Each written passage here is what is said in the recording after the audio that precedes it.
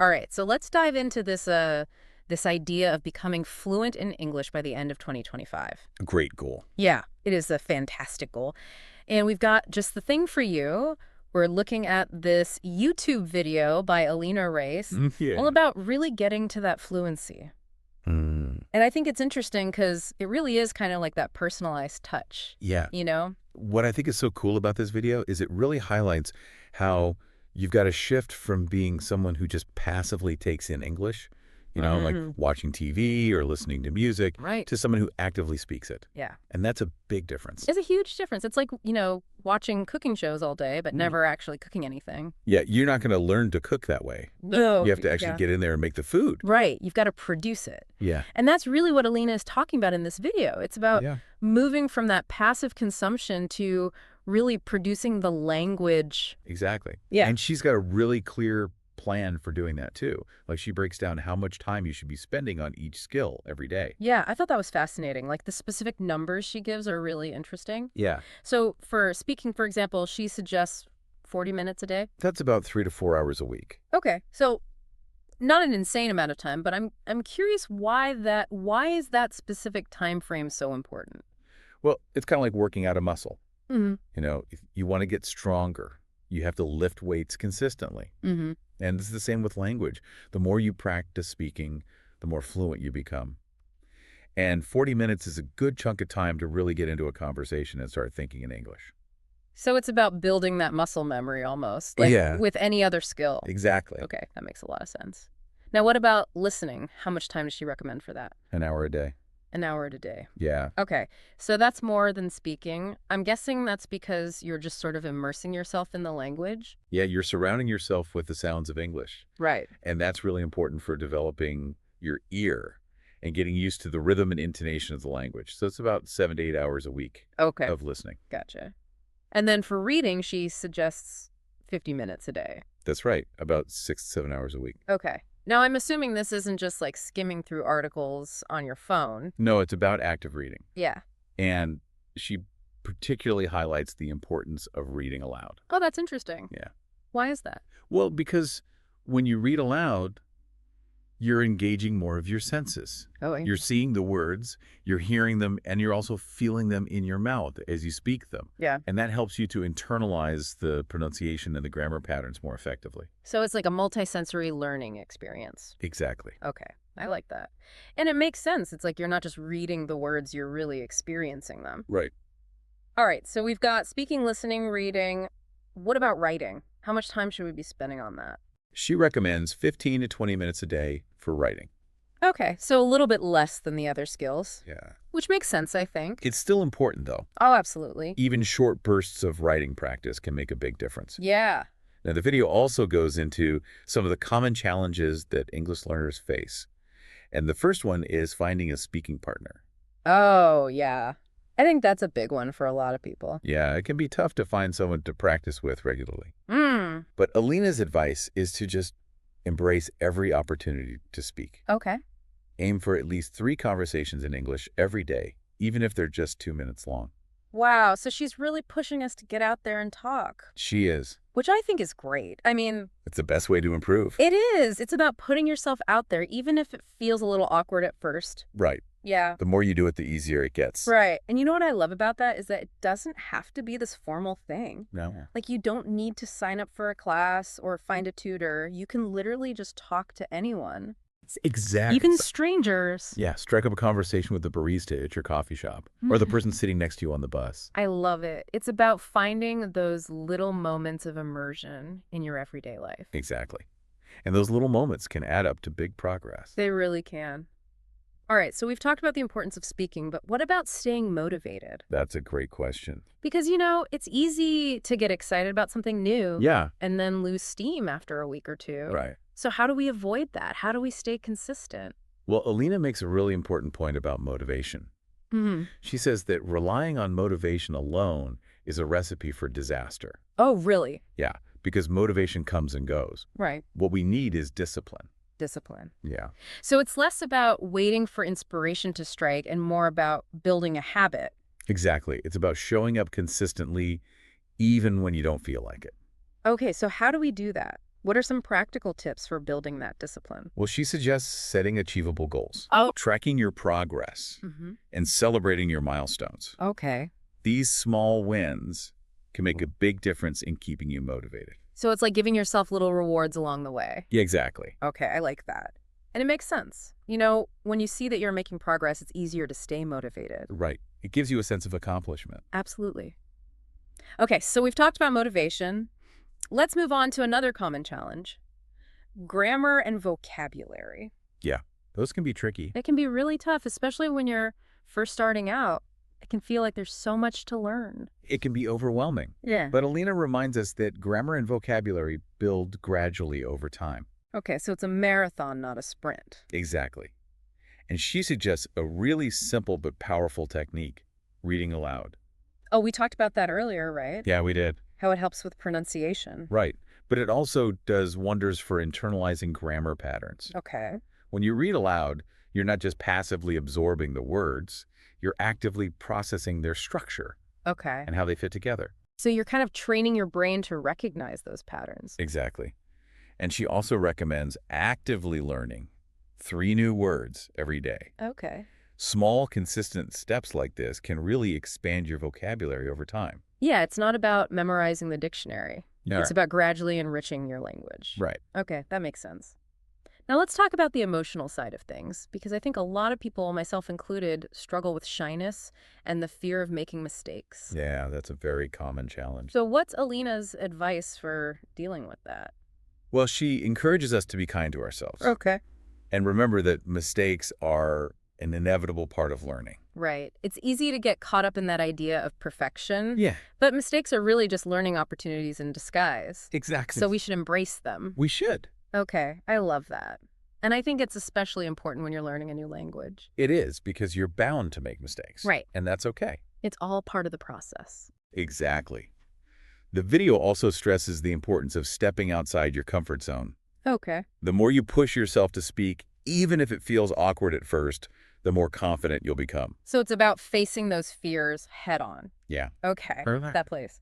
And you know what? I think technology can play a big role here as well. Yeah, Alina talks about leveraging apps and even AI tools like ChatGPT. that's a great point. Yep. Technology can provide personalized practice and instant feedback. Yeah, it's like having a virtual language tutor available 24/7. Exactly. And AI tools can be particularly useful for practicing pronunciation Okay. and getting that immediate feedback on how you're doing. And it can take away some of the pressure of practicing with a real person. Exactly. Yeah. Especially in the beginning. Right. Okay, so technology can definitely be a valuable tool. Now, what about the content we consume online? Oh, that's important too. Because it's so easy to get distracted It is. and sucked into the endless scroll of social media. Yeah, I've definitely been there. Me too. And it's amazing how much time can just disappear. It really is. So how do we avoid that? How do we stay focused on our English learning goals? Well, Alina emphasizes the importance of being mindful about what you consume online. Okay. It's about being intentional with your time and energy. So it's not just about the quantity of content you're consuming. No. It's also about the quality. Exactly. Choose content that's going to help you learn and grow. Right. So instead of mindlessly scrolling through social media, maybe watch an English language movie Yeah. or listen to a podcast. Exactly. Or read a book. Okay. So be more deliberate about the content you're exposing yourself to. Right. Gotcha. All right. So we've covered the action plan, the common challenges, and the role of technology. But how do we tie it all together? Yeah. How do we stay consistent and actually make progress? Well, Alina offers some really valuable advice for that too. Okay, I'm all ears. First, she stresses the importance of tracking your progress.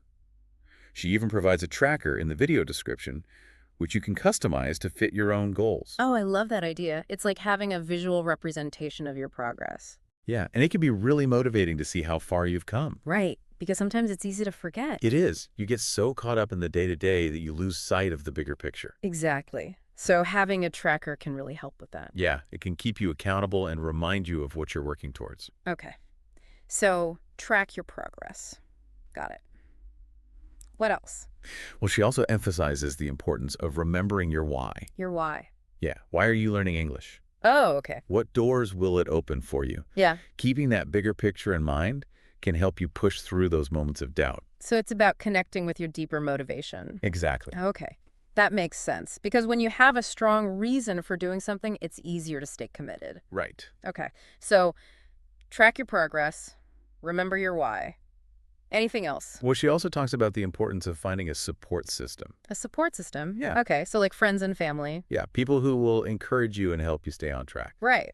Because sometimes you just need that extra little push or someone to celebrate your successes with. Exactly. And don't be afraid to ask for help when you need it. Okay, so surround yourself with positive people Right. who will support your language learning journey. Exactly. Gotcha.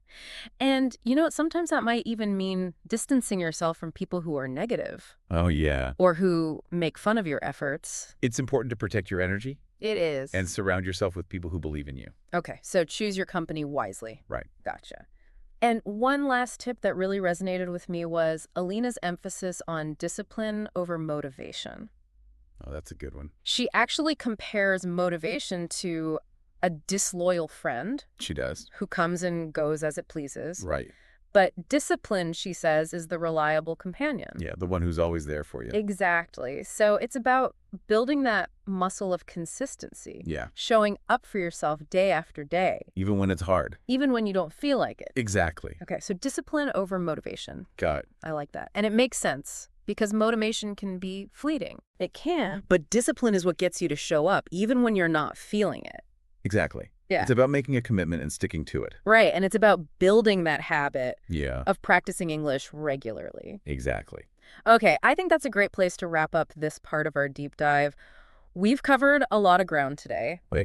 from the specific time commitments for each skill to the importance of discipline and finding a support system. Right.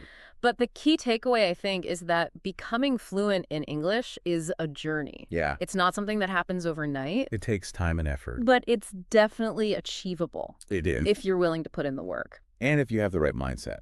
Exactly.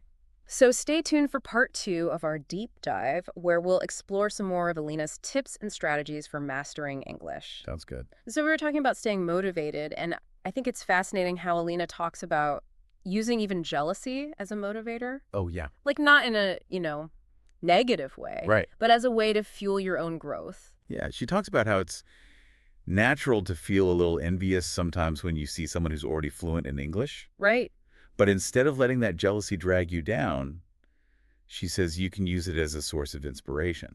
So it's like if you see someone who's achieved what you want to achieve, Yeah, you can use that as motivation to push yourself harder. exactly. It's about turning that negative feeling into a positive force. Okay, I like that. It's like reframing jealousy as a tool for self-improvement. Yeah, and she also talks about the importance of finding role models, people who inspire you. Oh, that's a great point. Yeah, look for people who are doing what you want to do and let their success motivate you.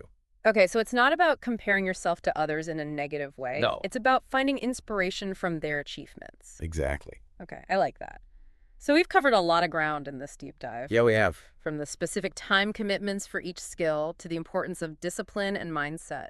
And I think what's really resonating with me is this idea that becoming fluent in English is not just about learning the language. Yeah. It's about personal growth. It's about expanding your horizons and opening yourself up to new possibilities. Exactly. And it's about building confidence and connecting with the world in a deeper way. Right. So as we wrap up this deep dive, I'm curious to hear from you. Yeah? What has resonated with you the most from Alina's video? What tips or strategies are you going to try? And what is your why? Yeah, why are you learning English? What are your goals? We'd love to hear your thoughts. Yeah, share your insights with us in the comments below. And remember, every journey starts with a single step. So don't be afraid to get started. We're excited to see what you achieve. We are. It's interesting how she talks about using even jealousy as a motivator. Oh, yeah. Not in a negative way, but like as a way to fuel your own growth. Yeah, I think that's a really powerful point. Yeah. It's about reframing that feeling Yeah. and using it to your advantage. Yeah. So if you see someone you know who's fluent in English and you feel that pang of envy, use that as fuel to say, hey, I can do that too. Right. I'm going to get there. Exactly. It's about turning that negative energy into something positive. Right. It's like instead of letting it drag you down, Yeah. you're using it to propel yourself forward. Exactly. And she also talks about the importance of surrounding yourself with people who inspire you. Oh, yeah, that's a good point. Find people who are doing what you want to do. Right. and let their success motivate you. So it's not about comparing yourself to others in a negative way. Yeah, It's about finding inspiration from their achievements. exactly. I like that. So we've covered a lot of ground in this deep dive, We have. from the specific time commitments for each skill Mm-hmm. to the importance of discipline and mindset. Right. And I think the key takeaway for me is that becoming fluent in English is not just about learning the language. Just so much more than that. Yeah, it's about personal growth. Yeah, It's about expanding your horizons and opening yourself up to new possibilities. it really is. And it's about building confidence and connecting with the world in a deeper way. Absolutely. So as we wrap up this deep dive, I'm curious to hear from you. Yeah. What resonated with you the most from Alina's video? And what are you going to do Yeah, what's your first step? to achieve your English fluency goals? We'd love to hear your thoughts, so share them with us in the comments below. Yeah. And remember, every journey starts with a single step, so don't be afraid to get started. That's right. We're excited to see what you achieve. We are.